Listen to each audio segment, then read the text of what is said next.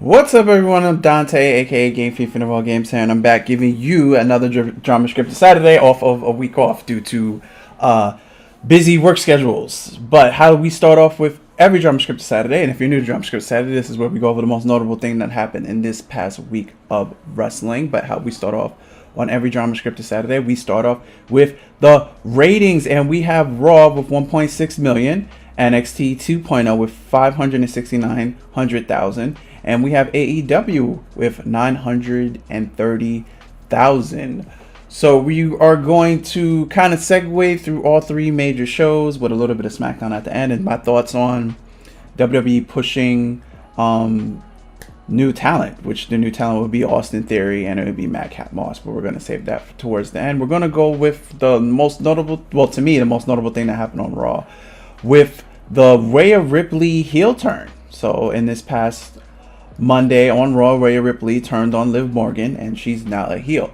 I hope this leads up to a match between Rhea Ripley and Bianca Belair, because if you looked at them side by side for the past 4 or 5 years, they've been being built together up close on the sides. I think 2 years ago, Women's WrestleMania, they were the final two, and Bianca Belair wound up winning that. So they've just always been like this, like neck and not like club, but like neck and neck. Yeah, this like there would been like neck and neck. A promotion, it would be fantastic for this long-term booking and building for them to have a titles match. That would be very, very interesting and entertaining. Austin Theory beat Finn Balor on Monday Night Raw for the U.S. Championship. For some odd reason, this title wasn't defended on WrestleMania, but we're going to defend it 2 weeks after WrestleMania on Raw, and we're gonna put Austin Theory over.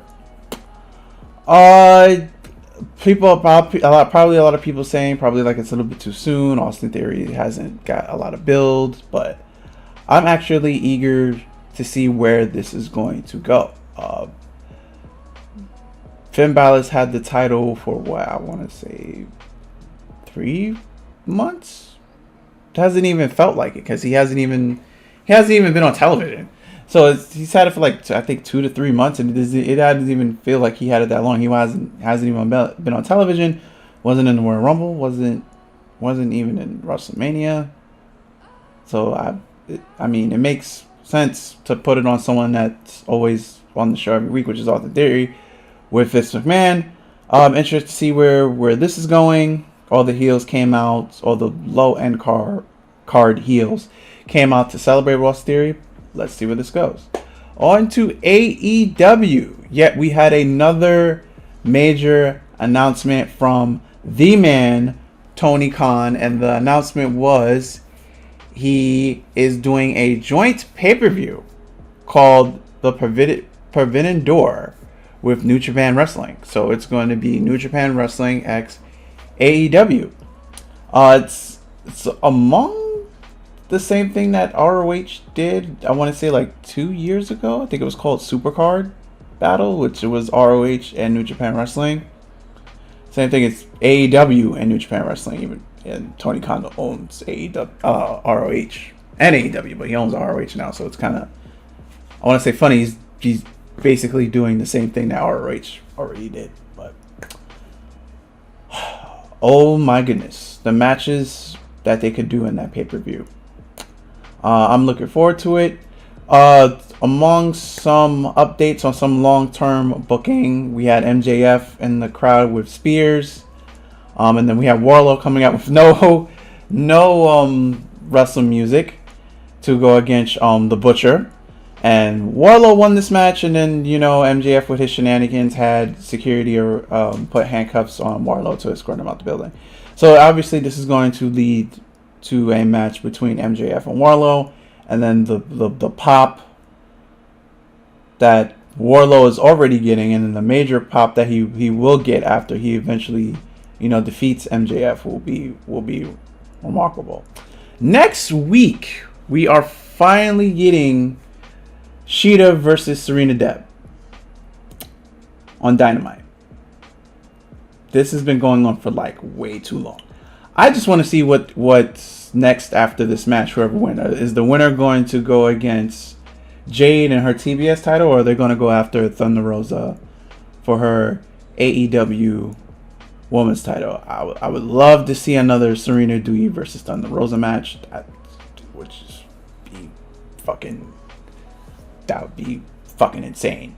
So that's, yeah, just can't wait to see what happens after the conclusion, after the Shida Serena Deeb match. And then we go to Smackdown. The most notable thing that stood out to me was, the Madcap Moss and Happy Corbin feud. Madcap Moss won his match, and then Baron Corbin interfered, beat Madcap Moss, and then stole the Andre the Giant Memorial Battle Royal trophy from Madcap Moss. So we don't know what he's going to do with it. Obviously, that's the tune in to next week. They got I want to see where this goes. I mean, from a look view, it's everything that Vince McMahon likes. He's big, he's in shape, like borderline in perfect shape. I would say he needs some more charisma. That's just me, because the corny jokes can only get so far, and this is gonna sound weird, but I felt like he was funnier when he was with Happy Corbin, not solo, if that makes sense. But we're gonna look forward to the building between Austin Theory and Madcap Moss. These are the two youngest. I don't want to go like youngest in age, but youngest as in year wise to the main event roster. They're getting a decent push.